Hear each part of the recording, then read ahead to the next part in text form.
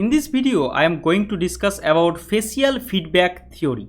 Facial feedback theory was primarily developed by Charles Darwin and William James in the late 19th century and was further explored by Sylvan Tompkins in 1962. The main concept of facial feedback theory is that facial expressions can influence emotional experiences.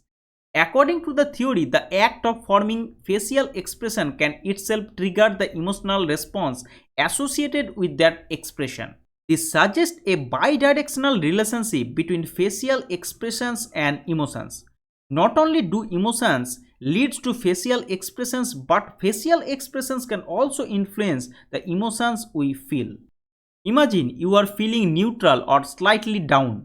According to the facial feedback theory, if you force yourself to smile, even if you are not genuinely happy, the mere act of smiling can make you start to feel happier. Conversely, if you frown, you might begin to feel more upset or angry. This is because the muscle movements involved in these expressions send signals to your brain that are interpreted as specific emotions.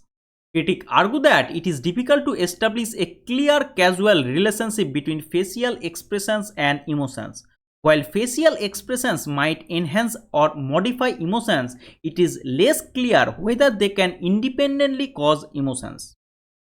The expression and interpretation of emotions can vary significantly across different cultures, which can complicate the universal application of facial feedback theory. What might be interpreted as a smile in one culture could be seen differently in another. Not everyone responds to the facial feedback in the same way. Individual differences such as personality traits or neurological conditions can influence how facial expressions affect emotions. This variability makes it challenging to apply the theory universally. Some studies supporting facial feedback theory have been criticized for methodological flaws.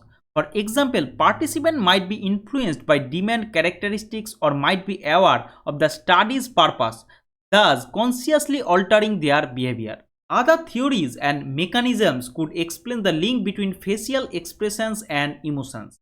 For instance, the cognitive appraisal theory suggests that how we interpret and label our physiological responses plays a crucial role in our emotional experiences, potentially downplaying the role of facial feedback.